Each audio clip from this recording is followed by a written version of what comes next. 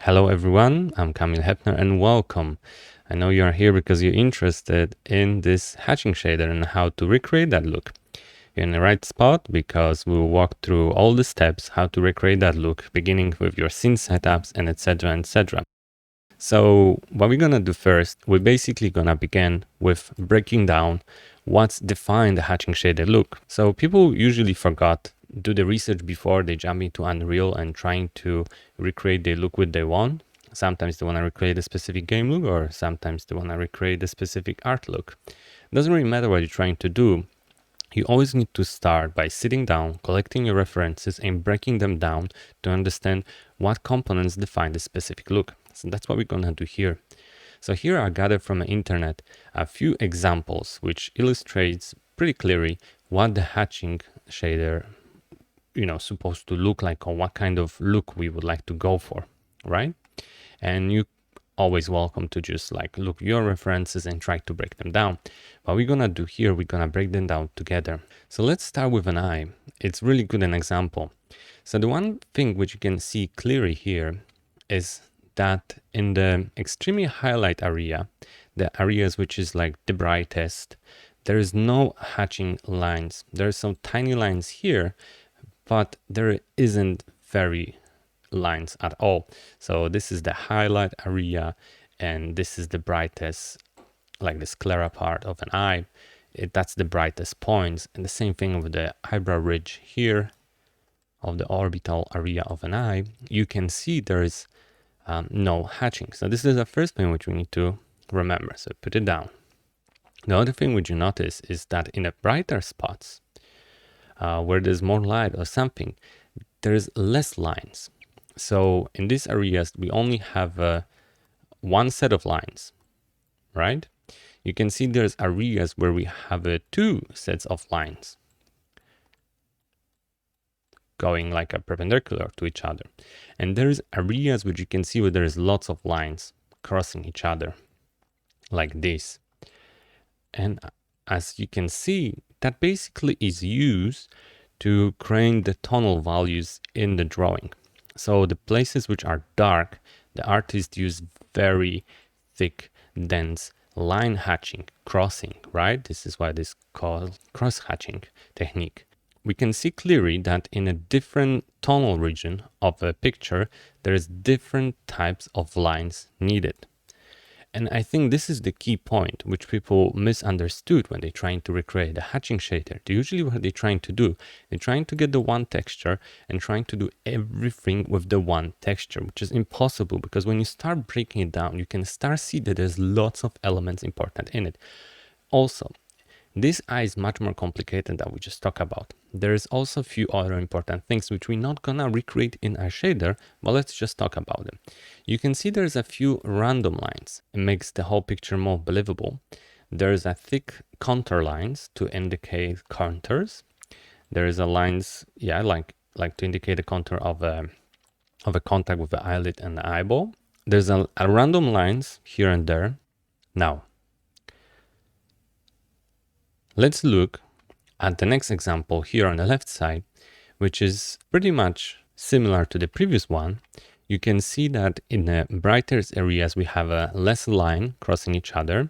In the super highlight areas, there's basically no lines, we can say, right? The spots were like super bright because the light is coming through that pipe. You can see that. And when it comes through, there's you can see there's a hole at the end. And that's the brightest part. In the darkest part, the hatching is the most dense, and it's the same principle. Artist here for background, he decided to use kind of like a mid-tone look. It could be a darker background which he had, which you've been drawing. The other thing here, the other example here, it's really nice as well, and we can see the same principle. So in a highlight zone, we don't have any hatching. In the mid-tones, we just have a one set of lines, I would say. In the more darker mid-tones, we have a more like crossing lines, and then we're adding more and more and more, depends on the tonal values, right? So this is a key ingredient for the hatching shader. You need to have a different hatching lines for different tonality, and we're gonna come back to this in a minute. There's also one extra thing which we will recreate in our shader, is that the difference between those two pictures and the style, we can say that in this one, the lines do not conform to the shape of an object. And this is artistic choice of an artist. They do not bend according to the shape. And it's a different technique. This artist here, she decided to bend the lines to basically follow the shape of an object much clearly. And this is what we will try to do. We will try to basically bend our lines to conform them to the shape of an object. And that's gonna add this extra dimension to everything here. So we'll kind of do mix of all of those styles together. Cool. So as you can see, what we've been trying to do, and you get it straight away, we're basically trying to map particular hatching patterns to the particular tone value, right? Now, there's a K letters on those texture maps, and there's a reason behind that. That you can draw those textures, paint them by yourself, or if you want, you can just buy them from my coffee page, and the price for it is just a price of like 2 coffees. So if you just decided to go and appreciate the whole tutorial, and if you don't want to waste the time for painting those textures by yourself, you can go and buy these texture sets, including all the files from a tutorial. I mean, the shader file, including the background file of a paper, and etc, etc. And you're not only getting those hatching textures, you as well getting a lot more hatching patterns, which we've been using in our studio. You can paint them on your own, go ahead and do it. But if you don't want to waste the time, if you're just willing to spend some money for 2 coffees for me as appreciation, I appreciate that. And I will give you all the textures, of course, without the K letter on top of them. So this is a bare bone of a hatching shader. We'll try to match our hatching textures with some special settings and make them appear at the specific tone values of our scene.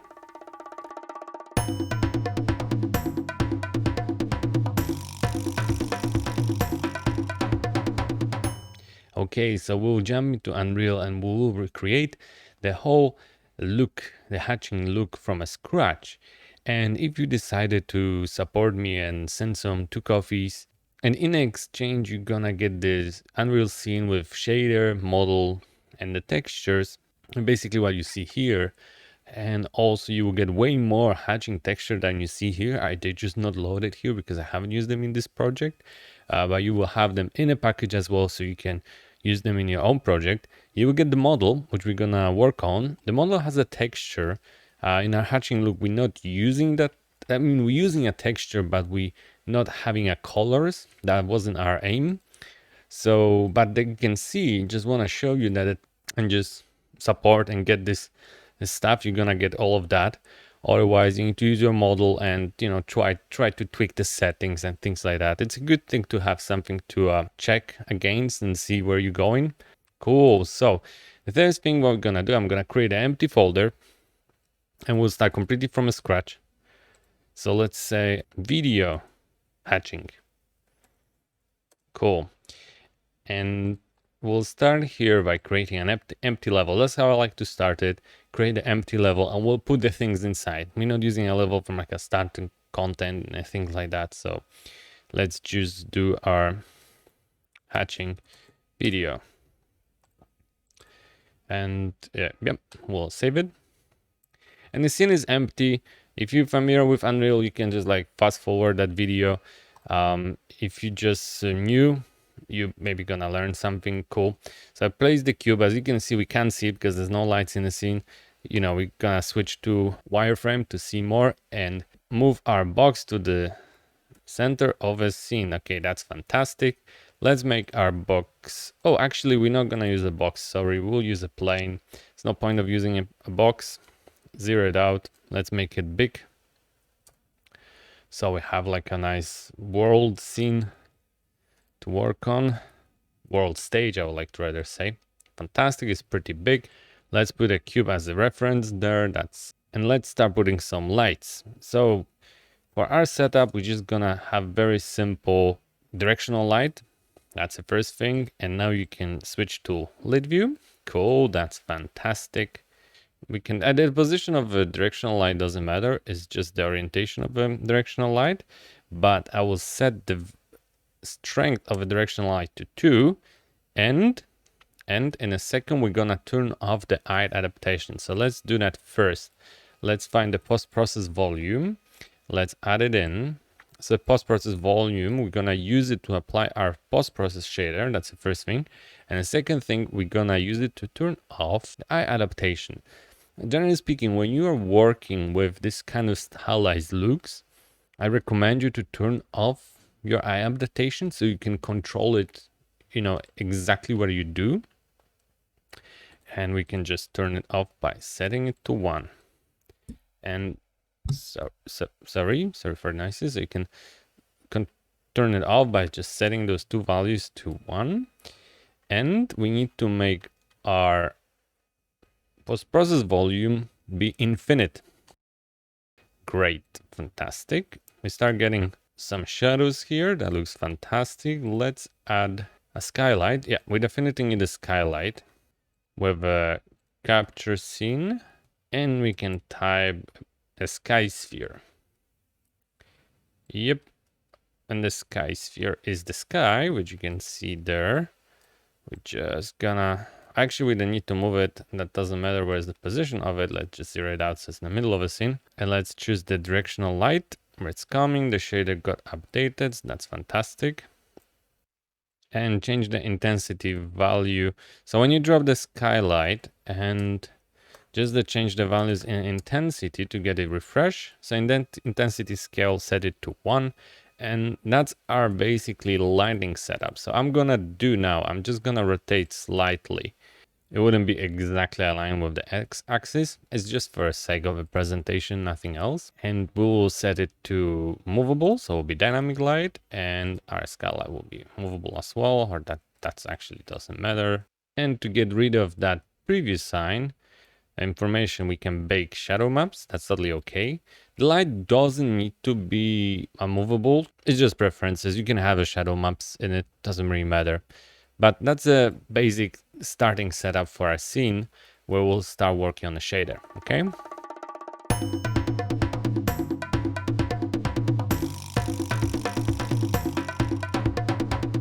Let's create a shader. Let's call it PP, like a post-process material. Maybe that's better to keep some naming convention. Hatching video. You can call your shader as you want. You're just gonna, it's just keep following. And we're gonna change the domain of a shader to post-process. It's gonna be a post-process material, and we will change it to the blendable. We'll change to before tone mapping. So that's just a little bit of a housekeeping. That's cool. And now far left on the left side, just to keep ourselves some space, we need to get a lighting pass, the pass with light, okay?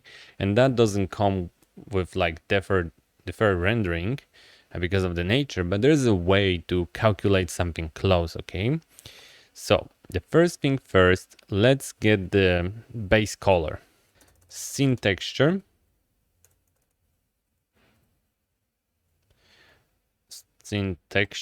and let's connect it to emissive color. And because we're just gonna, so the thing is, you can't get the scene color here in the post-process material because it says you need to have a surface material, okay? And there's a tricks for us to do, which I'm gonna talk later. But the first thing, we're gonna switch it to the base color as it's stored in a G buffer. So that's just the color pass of our scene, and we will need it in a second. And before we'll go further, let's set up our post-process materials here, okay? To add the array here, and let's choose our asset reference, and let's choose PP hatching video, okay? Cool. And yeah, you don't see anything here right now, But let me bring the model from a package, which we talked earlier, that you could buy, or any other model with the textures. You can see that it's basically just the pass with colors in it as it's stored in a gbuffer. Cool. Now what I want to get is the original scene with all the colors and shadows and everything as we see before. I could use here a post-process input 0. So whatever there was before that, let me just show it to you. If I connect to emissive color, it's just gonna show it as original scene. It's okay, but we wanna use that later to get some things before from a different shader to get it here. So we can't use it. So we need to use a trick to get basically the original scene color. We need to use a little bit of a trick, okay? And the trickery is pretty simple. So we're gonna leave this node here. All of those nodes are the same, but they just have a different settings here. So we're gonna change this one to world normal. Doesn't really matter at the end of the day. The reason why we need that node to just force Unreal to generate some instructions on top of our shader code, okay? So it's just needed, but we're not using any data from it, okay? Now we're gonna type custom. I'm gonna write here a little code line. And this little code line, which I'm gonna just talk about in a second, it will generate as the original scene color without using post-process 0. So we can have a stacks of post-process materials and we can still use them. But if for some reason you would like to still get the original scene color, then you can use this code here, which I'm just gonna show you now. I'm just gonna copy paste it first to the notepad so you can see what it's about. So we're gonna use a scene texture lookup, and we're gonna use 0 and 0 here. Those parameters specify what buffer you can get. And here I have just a list of some cool buffers which you can get anyway. So I like to get it through that line of code. You can get, we're gonna go for scene color, that's why there is 0. You can get the diffuse color, base color for lighting, world normal, metallic, blah, blah, blah. We are interested in a scene color. Now let's just connect it to our emissive color and see what we get, okay? Oh, we get 1. We haven't got anything, okay?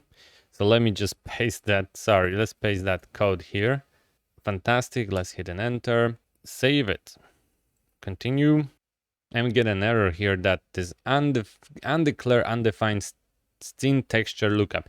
The reason why, because even if we will get the same error if there's nothing connected to that node. It says like I can't find this this function. And the reason why, if you look at the code, the shader code, and let's say display it,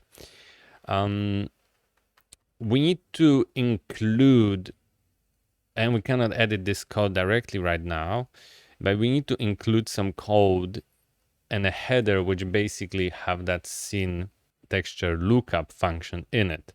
And the easiest way to do it, when you're using one of these nodes before that, it will include it automatically. So you can connect it to the call to like as the input. Doesn't matter what Unreal gonna do, is gonna force it to include this function before execution of your code. The one important thing to remember is to change the input name to something else than none, like UV, for example. You're not using that value. You can change it to whatever you want. It doesn't matter. It's just to force Unreal to basically include that instruction there. So basically we're gonna get this function. And we could search it here and you're gonna find it, blah, blah, blah, but there's no point to do it right now. It's not about that. So, but generally now you can see that if we connect to emissive color, now you can see that we actually get the original scene color. And I will just put some information here. Color, cool. Fantastic. Let's just mask this one to RGB. So let's use a component mask. Let's be sure that it's 3 values, because this node here will return float 3. So I like to be sure that it's always 3, 3. And let's divide it by the base color. And let's connect it to emissive color so you can see how's it look, okay? Okay, it looks like that. And here we have an adaptation, but let's go back to our video and you can start see that it actually looks like the lighting pass, kind of, just the lighting pass. Of course, the textures are included in it. That's okay. It doesn't really matter for us. Yes, there is a dark parts coming out in it. It's due to the texture being like just very dark in this spot, but it's okay as well. It's not a big problem for us. The most important part is that we can get these shadows. We basically trying to get the light pass with shadows. After getting this, I like to desaturate it. So we'll get rid of all the colors and we're just gonna have a black and white. So we just desaturate it and the default values is okay. Doesn't really matter in our case. And we'll just plug it to emissive color. And now when you're gonna look, we're gonna get black and white shadow pass. I call it shadow or light pass, however you call it. I think the more proper way of calling it, it's a light pass. So you just don't have any colors, things like that. It's just the lighting. Now, so I like to include the ambient occlusion shadows in our shadow or lighting pass. Okay, so to do it, let's do scene texture. Fantastic. Let's choose an ambient occlusion, as you probably guess, ambient occlusion. Let's just mask it to one channel and let's just use red. It doesn't really matter. I just want to have one float value, nothing else, because the desaturation at the end is just gives you a float value. So I like to keep it float from now. And if you look at it, let's just connect it to emissive color. Let's switch it here. Oh, let's just save a shader. Hopefully you're gonna be able to see it, but okay, you can maybe see on the video a little bit, but there's a ambient shadows present there, but they're very just light. Make it even more delicate just for now.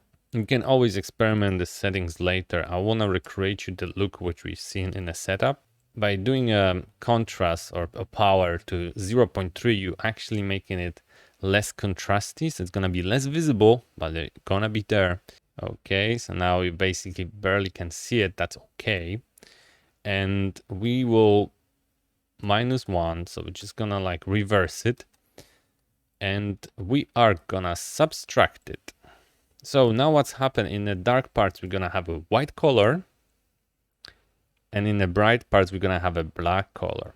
So now from our light pass we're gonna subtract that. Okay, so let's subtract our stuff and let's connect it to the emissive color and let's see. Probably we're not gonna see that much, but actually we can see some cool darkness under, like this kind of cool ambient occlusion darkness, a little bit where the objects are, you know, connecting, where's the ambient lighting. So you can adjust the power value if you wanna this kind of darkness be visible more or less. We're just gonna leave it for now. Yeah, this darkness is okay. Okay, that's actually starts looking pretty good. Okay, but we still cannot use this information just to map it to our textures. That's not gonna work like that. We need to have shadow pass. We just need to extract shadows. We just need to have a mask on shadows. It's easy to kind of cheat it, and I will show you how to do it. What we need to do, let's create a curve which we're gonna use in our shader. So we'll go to miscellaneous and we're gonna create a curve, and that's gonna be a linear color, and we're gonna call it CC. C, our curve shadow M, like for a mask. And let's add the atlas to keep all our curves together, which we're gonna use in our shader. Let's call it a curve because it's the atlas hatching. So we have all our curves because we're gonna have a few more curves. We're gonna have it there in the one atlas. And let's add our new curves. So that was a shadow M. And let's save it. Cool. Now we'll leave the curve like that just for a second, you know. I'm just gonna make it smaller so we can see the changes together when we're gonna work on it. So now it's a gradient from black to white. And if we go back to our shader, I'll just move it on the side for a second. And we're gonna add our curve here. And let's just change the name to shadow mask.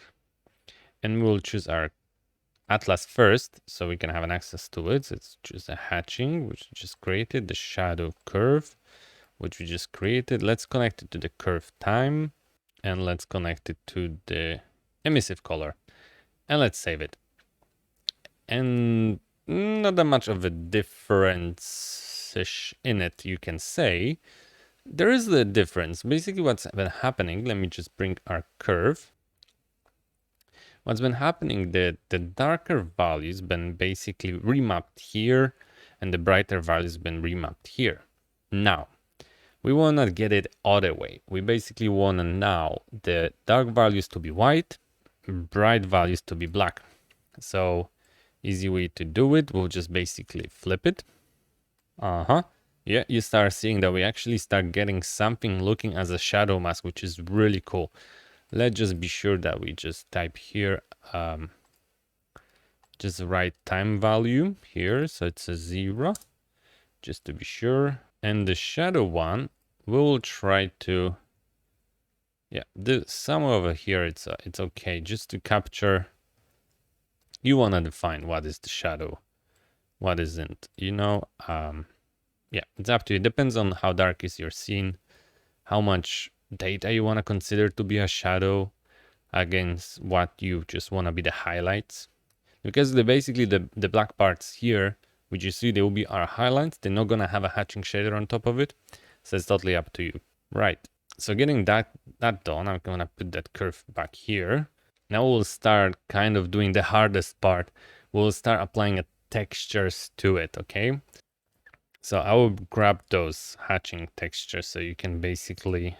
Oh, you know what? I'm going to just leave them here. Doesn't really matter. I'm just going to reference them. That doesn't matter, okay? Let's start by creating texture object. Let's bring our hatching texture, this one which was used for brighter parts. So this one which has the least amount of lines, okay? The most sparse one. So we're just gonna have a quick search. It's a T cross, and I'm gonna use 01D. You can use whatever you want, textures or style you would like to aim for. Now, that's the thing. We're gonna project that texture in a 3D.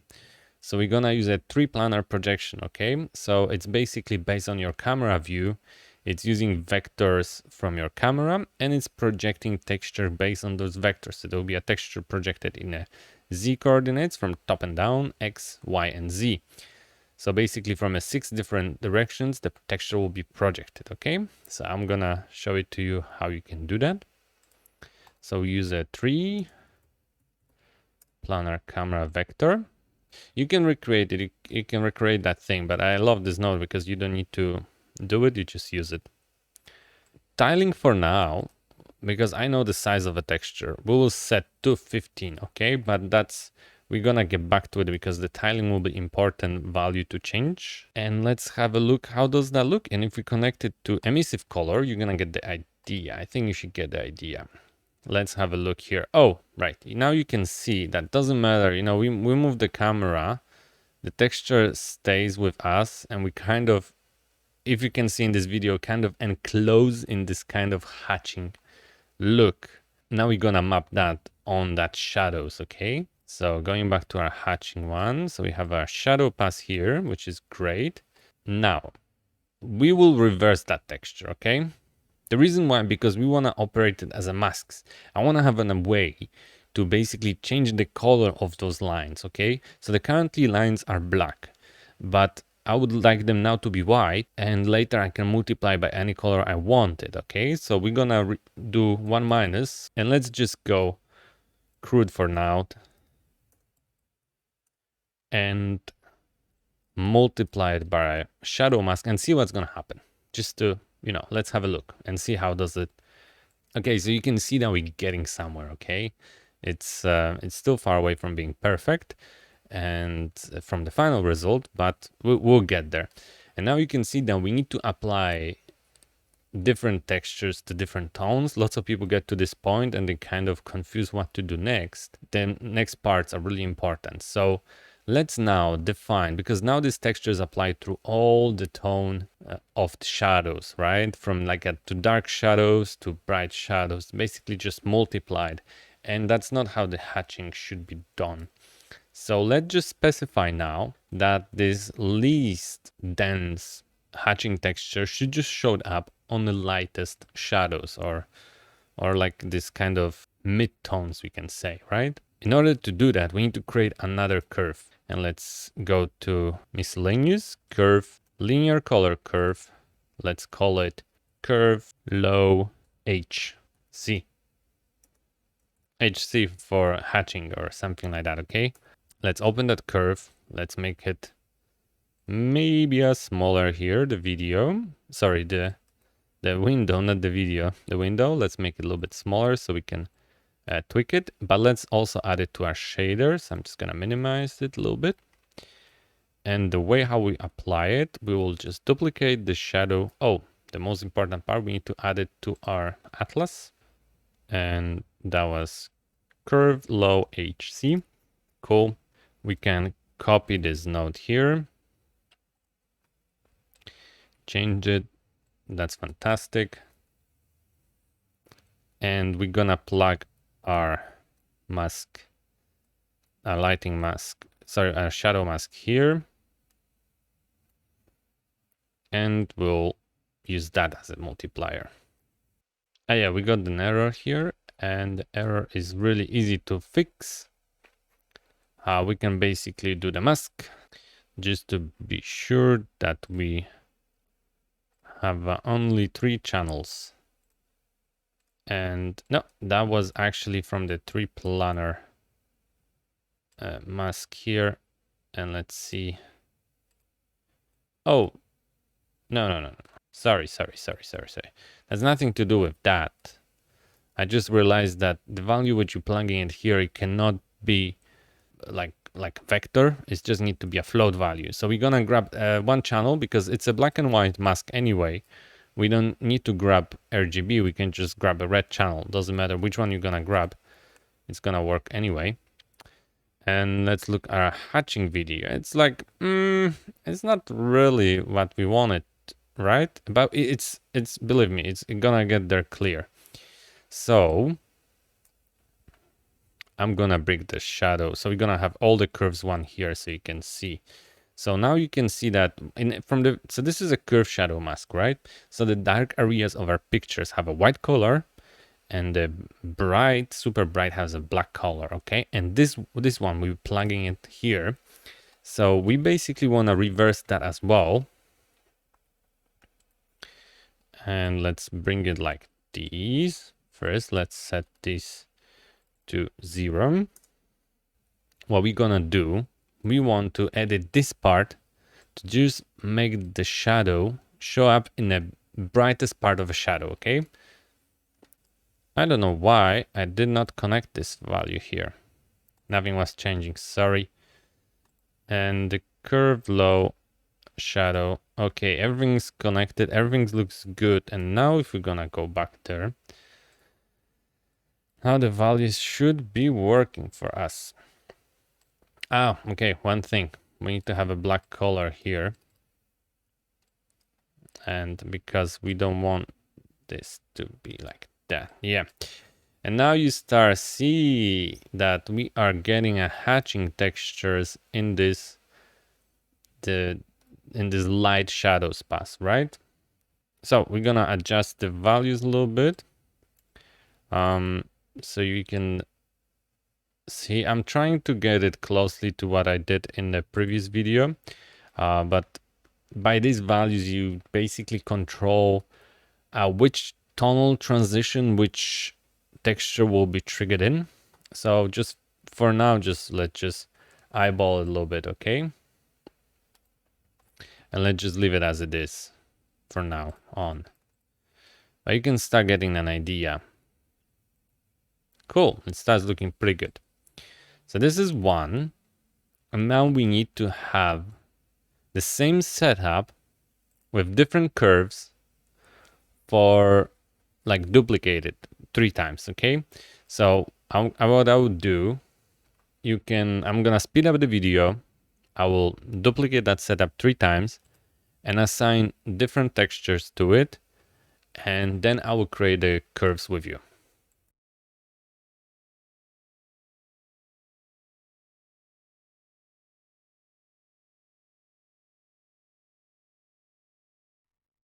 Okay, great.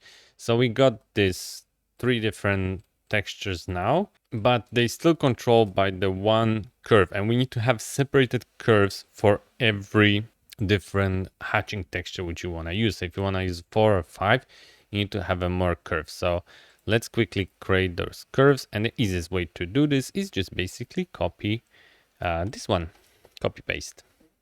So that will be a mid, and that will be high. Cool.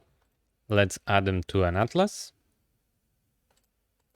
2 more, mid, and HC. That will be a high one. Great. Let's save our atlas. Let's get back to hatching, and let's just open the mid one. So I will bring it to here and the medium one. So I will just do, like, I would like to be it in the middle a little bit. Yeah, something like this. That's cool. And let's open the high one. Oh, let's get it here. And the high one is pretty simple. It's just gonna go to 1. Nope, not the color, just the 1 value, because we want it in the darkest spots. And let's see here, maybe we'll do 92.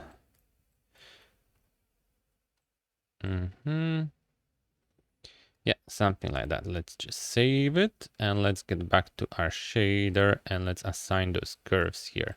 So this one will be a mid one, and this one will be high one. Here you go. Now, when you got all of those 3 shaders duplicated, that's cool. Now this very important part is to basically rename that node, because it cannot be the same node. There's a bug, even if there's a different curve pointing here and it's in a 426.2, that even if it's a different curve, it still is not evaluated properly. So those nodes need to have a different names. So let's put this one will be low mask, and that one will be mid mask, and that one will be high mask. And what I like to do now, what we're gonna do, we're gonna adjust those masks so how they blend between each other. And what I like to do, instead of displaying the hatching textures, I like to just display some colors just at debugging. So let's say for the low one, we're gonna have a red. For mid one, we're gonna have a green. And for high one, we're gonna have a blue color. Okay. So you can see where it goes. It's just gonna let us easier adjust them together, so we can see where they blend and how they kind of overlap. You're gonna see it exactly in a minute.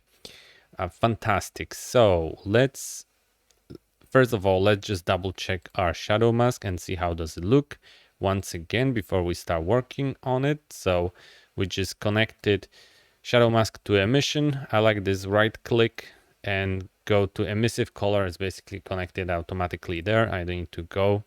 So save it. Okay, so this is the shadow mask. I've just been, that's what we have here.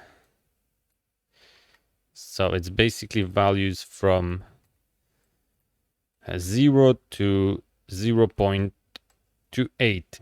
So the parts white, the darkest part of a shadow. The pitch black color is the highlights, and a grayish, dark grayish things is basically the lightest part of a shadow. So what I like to do, I like to just adjust it a little bit. So I will have the whole shadow, maybe just like, maybe not like that. I would like to get lots of tone. Yeah. It's very hard to adjust it when it's not zoomed in. Yeah, maybe like this. Let's keep it like that, and let's see how it goes. And now I have all the curves here. So I have a low, mid, and high. We're gonna adjust it live. And before we do that, we will jump here and connect one by one. So let's display the low mask first, and let's see what we got. And we can see, so the red color here indicates where that low density hatching mask will be. Sorry, the hatching texture will be. And it's obviously would like to cover up more of a shadow, right? It needs to be in this brightest part of a shadow. So let's go to the low, and the way how it works here is that the 0 color is the dark part of the mask, so that's a highlight, and the 1 is the darkest part. So if we want to get a little bit towards the brightest parts, we need to just extend that part so we cover up more. That's what I want to do. Yeah, I want it to be there. Yeah, that's even more, I guess. Yeah, totally. And now where I want it to be the strongest, I would like the strongest to be somewhere in the middle, I would say. And maybe can cut somewhere like that, okay? And let's save these ones, this one particular. And let's get back to the hatching shader. And now let's add those two. Or maybe we can just eyeball it quickly, the green one, and let's see how this one looks, just even out of curiosity. And yep, it's somewhere there, and we want to be sure that they touching each other. There's no like a black band, there's no gap between them, right? So let's have a look into that. And the way how we're gonna do it, we're gonna add those two masks, I would say right now, together, right? And let's plug them to an emissive color. Right click to emissive, save it. So the shader is saved, and let's get back here. Okay, I can see that it's almost good. We can see that we have a little bit of a dark banding here, and we can adjust it. So if we can go to the mid curve, the way what we can do, we can just extend it. You see, I just extended a little bit towards the brightest part of a shadow. I know it's a little bit counterintuitive, but remember, number 1 means super dark shadow. Number 0 means highlight in this case where we're working. So I just wanted to go towards the brightest parts, right? So I just wanted to just have a nicer overlap. And I think that's okay for me, because the black colors here, I will fill with this nice, dense, high texture, okay? And let's save our mid curve, go back to our shader, and let's add a blue. So we're gonna add it. There you go. So we can keep those two already added, and we're gonna add the blue to the party. And let's see how the blue basically mix. And let's see what we have. And you know, the preview here doesn't work because we have automatic adaptation. You can just do this and just turn it off for a second if you like to have some feedback here. And if we get back here, we can see that it's not that bad. There is no black gap between green and blue. They're blending nicely, and I think this is good starting. And as you can also see, it's actually pretty cool shader that is kind of, you know, like a heat map, little bit like a heat map shader. Anyway, we have those 3 masks nicely done, and we save them. So we're not gonna adjust the high one right now. Let's just leave it as it is, and let me just think it's 0.5, and it goes here, and 0.5. Let's see where this one ends. We'll see it's a 0.87, and this one starts at 7.07. So There is a bit of an overlap. What if you want, you can make it a little bit much harder. Cool. Maybe instead of using a blue, so you can see the dark band better, you can see use like a yellow color or something like that. Okay, let's save it. That's fantastic. Jumping back to a hatching, and instead of having a colors, we're gonna plug back our textures, and we're supposed to see a really cool effect after that. So let's plug our textures. You can remove the colors now. It was just for the debugging, to like adjusting purpose. And let's go back here, and we start getting pretty cool look right now. So as you can see, on the brightest part, we are getting this less dense hatching textures. In the mid-tones, we are getting this mid, and in the shadows, we're getting this high dense texture, basically. That looks really cool. That looks really cool, and you can see how's actually nice effect it can give us. So you can see there is a little bit of a dark banding here, and that's the adjusting those masks. So what can you do? You let the low mask to go a little bit further, and voila, it's you know, it's just there. Or you can maybe just move the mid mask a little bit towards the darker, or maybe brighter colors. It depends where you want to do your, you know, transitions and how many textures you have. Actually, more textures you add into it, the much better the results will be. Much more interesting results you can get. So I totally recommend you, you know, make a use of those textures in a package. There's a few of them and they're really cool. You can also experiment with a different hatching techniques like dots instead of lines and etc. Okay, but let's get back to our setup, what we have here. What I like to do before plugging everything back here to emissive, let's do saturate. And there's a reason why we're gonna do it, because we're gonna do a lerp at some point, and I'm gonna actually do it now. So let's create a lerp, linear interpolate. Lerp, linear interpolate. And the reason why I want to do this, I want now those lines to be black or whatever color I want, right? So let's create some color here. Let's leave it black for now. Okay. Let's plug it as a B value. So the lerp works, if you don't know, whatever you plug into alpha, it's a float value. It's from 0 to 1. If the value is 1, there's 100% of B coming in. If value is 0, there's 100% of A. If it's 0.5, those two values are mixed equally. So I'm pretty sure you're getting the idea. So I'm basically gonna now lerp from exactly from what? Because here is 0, so it's gonna be, everything's gonna be black. So let's say between black and white, okay? And as you know, our lines are white color. They're white color here, plug it in. So they're gonna be choose whatever is in the B. So we're gonna get the black lines right now. And the reason what I'm doing is because we're gonna do some other magic here. We're just gonna replace this node with some other stuff and the background and etc., which is important in a minute, okay? So let's get back here. So everything is super bright and we can't see our lines. That's okay. What can we do right now? After getting a saturate, we can just basically multiply the value of our lines to be darker. So saturate, let's multiply it by 4. So all the midtones, everything will be multiply. It's gonna be darker and the lines will become thicker, you see? And let's get back here. And now you see, and now we start getting this hatching look. Fantastic.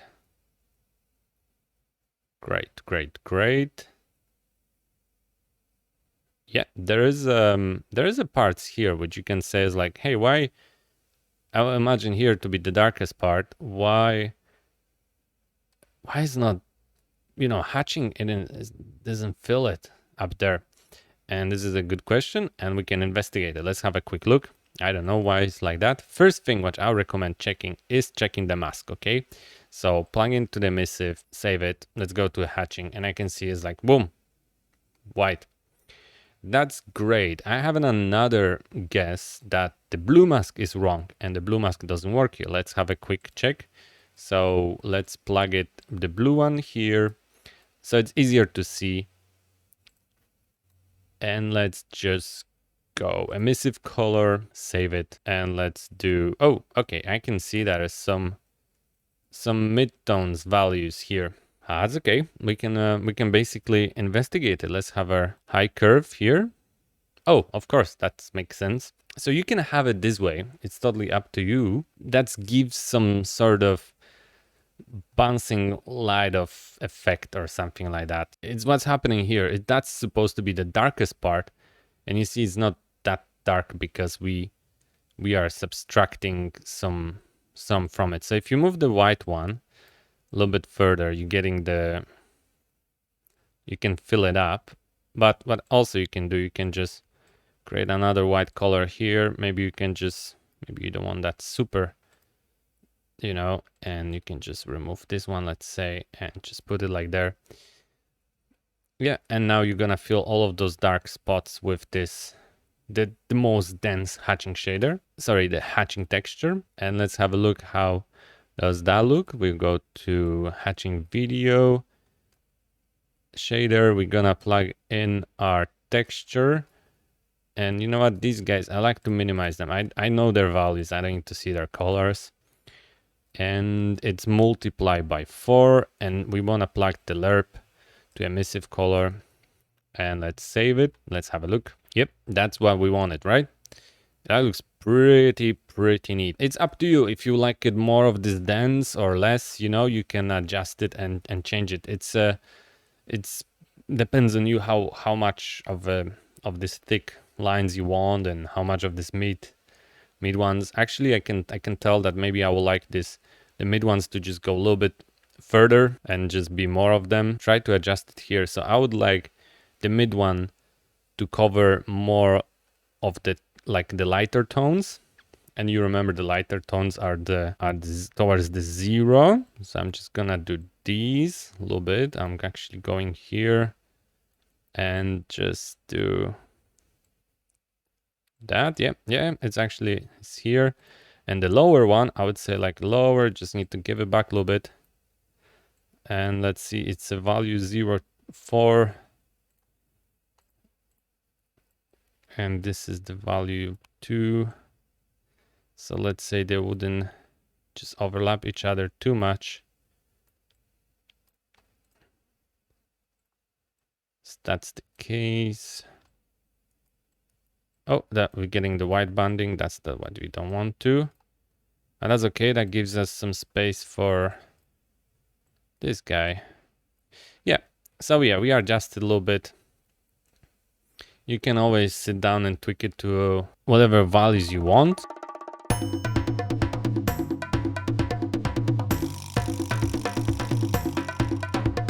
You remember when I mentioned that we would like our lines to wrap around the objects, because currently they don't take any directionality of the surface into consideration. So that could be the look which you're going for, but if you would like to make it influenced by the shape of an object, we can add it right now, okay? And the way to do it is pretty simple. In our 3-planar camera vector node, we have an option to offset, and we can do that by just getting our scene normals. So let's do scene texture.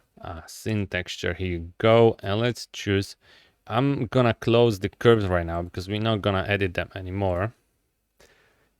And let's do world normal. And let me show you how does it look. If you haven't seen it before, that would be probably just interesting for you to see. So basically what does it show us the direction of a normal. So it's a colorful picture, but every pixel here has a vector value, which tells you the direction of a surface. So when we have that value, now we can add it to our offset. And we cannot just add the full value because it's very strong. That will basically make it like super wiggly and squiggly. So we're gonna just, first of all, we're gonna mask it to be sure that we just have a 3-component vector. So RGB, I like to keep it clean. I like my stuff to be really nice, clean and organized. And we're gonna do multiply, and let's multiply by 0.2. And we will plug it to offset, okay? Here you go. And here you go. Now, when you do things like those reroads nodes, it can get pretty messy. And first of all, let's plug this guy back here. And when you do rewrote, you can also put some comment here. So you can type high mask, for example. And this one here, you can just do mid mask. And let's do this one here, low mask. And the same thing we can do with offset. So we can just do it high offset. Oh, sorry. And now I'm gonna speed up the video and just fill everything else.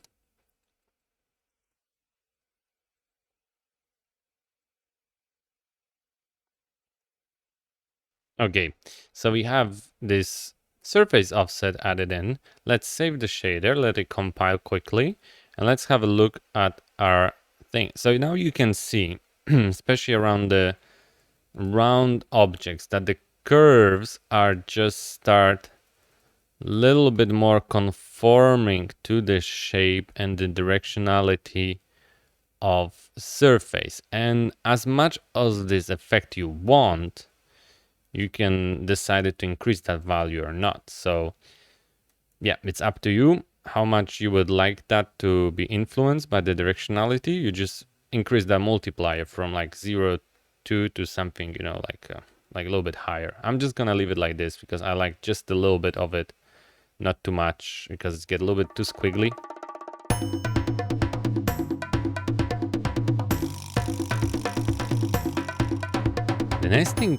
The next thing which we'll do, we will basically now focus on the paper looks at the background, because another important part of have this hatching look, which I created in a video, is to have a nice paper background in it. So we'll start with creating a new shader. So let's do a material. Fantastic. Let's call it PP paper video. And that will be post-processing material. And before tone mapping, the settings. Great. We'll start with sampling a texture for sure, texture sample, and we'll put our paper texture here. Great. I like to put my texture coordinates here in the case if I would like to multiply them to make the texture bigger or smaller, just to change the tiling. Let's plug it in to emissive color, save it, and let's just add it to our post-process volume. I've been testing here some stuff, so let's just remove, let's just actually replace this one with PP paper video. Cool, let's save it. And obviously you can't see anything because we just need to change the blending, and let's save it. And yeah, you can't see too much. There is probably on a video because of the compression, but I can see there is a little bit of the paper surface on it with these little folds. Let's just make it less brighter. So multiply will be good. And let's do 0.5 just to make it half darker, and let's save it. Great. So it's more like a gray paper. That's fantastic. It looks really cool. You can have it like a little bit of a yellow tint if you want. Let's add our hatching lines, and we add them in. And the thing is, what's happening now, it's basically replacing the paper. The paper doesn't really work. We need to add the paper, implement that part here in our hatching shader. So instead of having a white color as an incoming thing, we're gonna have scene texture, and we're gonna choose the post-process input 0. You can see now that we couldn't use previously in this example, we couldn't use that post-process 0 to get the original scene color. We needed to use that trick to get it, because now we can use the post-process 0 to plug in some stuff before, which came before of the stack. And we got obviously an error. That error says that there is a conversion from float 4 to float 3, which is okay because we just need to do here a mask, and it's a component mask, and just be sure that you have RGB values, and let's save it. That's totally fine. And now you see if we go here, it actually works. You maybe can't really see on the video. But there's a paper. So what we can do, if you want this paper look be more pronounced, obviously it's pretty simple. You can just add a contrast to it. Cheap contrast is good. You can do power. It's totally up to you. Let's just do with the cheap contrast, the values basically the default value, which is nothing, is 0. So we can just increase the contrast, but let's just do 0.1, like something very gentle, you know? I will save it. Let's look at the video, and the paper texture is, yeah, it's coming through much nicely, even if you can't see it on the video. I wouldn't like it to increase it. It's up to you. You can personally increase it. You're supposed to see it in this area. I don't want to make it look more papery or something like that. Now, we have a few problems to solve right now. Now you can see when we are translating the camera in this kind of like panning a camera, you can see the texture kind of doesn't move. You're kind of having this feeling that it's like a mask and everything's behind that mask doesn't really move, which is true. That's basically what it is. So we need to add some offset that when we're translating a camera, not rotation, rotation is different when it doesn't change the position. When we are translating the camera, these guys will change. So it wouldn't look like repetitive. And that's actually pretty easy to do.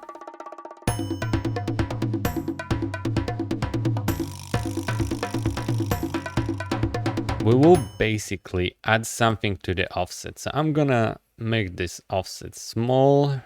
I don't need to see them that big. That's cool. And you know what? It's the same offset for all of them. So what I can do, I can just remove the other guys and we'll do a little bit of a funky math. Let's get the camera position. So that gives us camera position in the world space. Let's get the length of a vector. So as you know, the camera position is a 3 values, right? It's a vector, but you can also get the length. So it's basically give you a length from origin, from a scene to the position of a camera.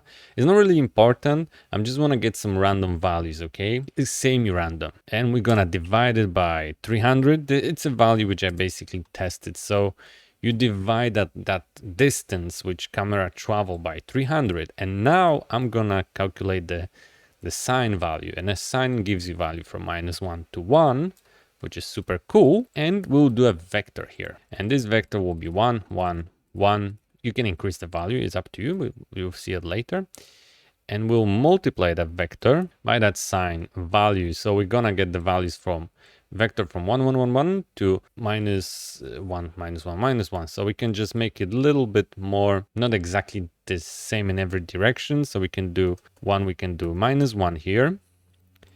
And this we can do 1.2. And this one we can do 0.8, for example. And now this value which we're gonna get, so when we're gonna move the camera, this value is gonna change, like up and down, up and down, up and down, okay? And this value we will add to our normal tiling value. So basically what that's gonna do, it's gonna change the size of a texture while we're moving a camera. It's a very simple trick. It's just basically to break down that camera translation. It will actually looks okay. So you will see, let me just connect it to a tiling and one more here. Let's save it and let's look. So now when we are moving camera, you see it's a little bit different. It doesn't really move in the same way, right? So it's just like to break it down a little bit and you're getting like a different, you see how different it is, right? It's just moving and things. So if you want this movement to be like occurring more often, you know, you just basically change the division value. If you want to make it stronger, you multiply it by the bigger number. And the bigger number, I mean, you just type here just bigger numbers to multiply through. And if you want to make it happen more often, you basically divide by smaller value. So that's one thing.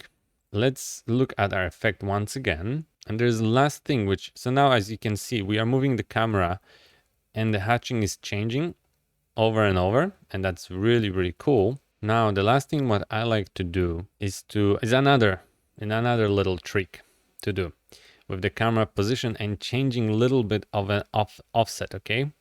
So you remember that offset, what that offset does for the 3-planar camera vector. If you're gonna look inside, it's basically, let me have a quick look. So what you can see here, you can see that the vector, the offset is changing. It's basically offsetting UVs and it's adding to them. So it's kind of like shifting texture, moving it. And since now we're having this making zooming in and zooming out of a texture ready, it would be cool if we can also translate the texture, okay? In order to break down the repetitiveness of it, okay?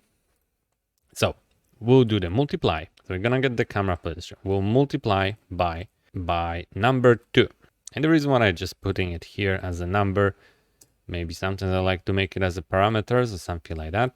Then we just take a floor of it. And floor means is basically running it down and get rid of the decimal. And then we're gonna divide it by 2. You can test it and play with it and see what it does. What I want to get an effect is like when I'm translating a camera, I don't want the texture to be smoothly translate. Like I want it to be like click, click, click, click, click. So the reason why I'm doing the floor, so I'm multiplying, make the number bigger, get the floor, and then divide it. I'm kind of gonna get the values, which gonna be like a step values when I'm moving the camera. So the texture is gonna move, it's gonna move, it's gonna move, it's gonna move, and it's gonna move. It's not gonna be moving smoothly. It's gonna have this jerkiness movement. And this is important when you're doing hatching. You kind of can see is like on animation, because they always been done not like 60 frames per second, but animations are always done like with, 8 frames per second or something like that. They looks natural for us because there was more time between changing the texture, because that can help bring that look. So this is one of a trick. You can just play with it and see how it goes. And we're gonna add it, as I said, to our world offset here. And we can maybe move these guys a little bit away like that. Bring this guy back here. And let's add it in. Cool. And this is the offset, and the high offset. And let's save it. And now the texture will be moving. Yeah, you're kind of getting this kind of clicking of a texture. When you're moving a camera, it's just having this illusion that it's painting. And that's it. That's basically it about the hatching shader. I hope you enjoyed, and feel free to get the files from a Coffee page. And if you follow through, if you have any questions or anything, feel free to reach me out on a Twitter. You can send an email or even like send a message on YouTube. I'm always trying to get back to everybody, and as much as I have a time and help you out. So thank you guys for listening. Hope you enjoyed. Let me know if you have any questions. Okay, take care.